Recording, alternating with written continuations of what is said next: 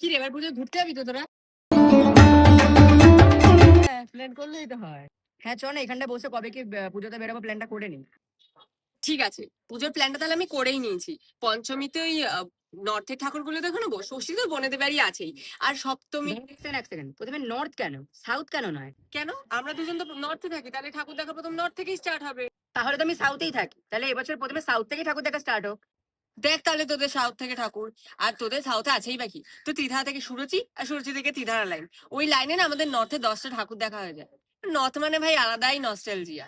Nostalgia না ছাই, ওই তো রাজবাড়িতে বসে বসে বনেদি বাড়ির চামি হবার স্বপ্ন দেখবি। আর তুই যে লাইনের কথা বলছিস, টালা প্রত্যয় শ্রীভূমিতে সকাল থেকে রাত পর্যন্ত লাইন দিতে দিতেই কেটে যায়। এবার ভাই প্রথমে ঠাকুর কিন্তু নর্থ থেকেই দেখবো, না সাউথ থেকে দেখবো, না নর্থ থেকে, south north south north south. এক সেকেন্ড, এইবার পুজোটা তো বৃষ্টি হচ্ছে।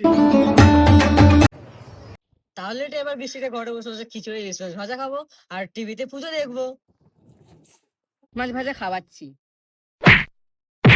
আমি তো সত্যি কথাই বললাম, আমাকে মারলি কেন? তুই থাক তোর খিচুড়ি ইলিশ মাছ ভাজা নিয়ে। এই চল তো আমরা এই পুজোর প্ল্যানটা করি।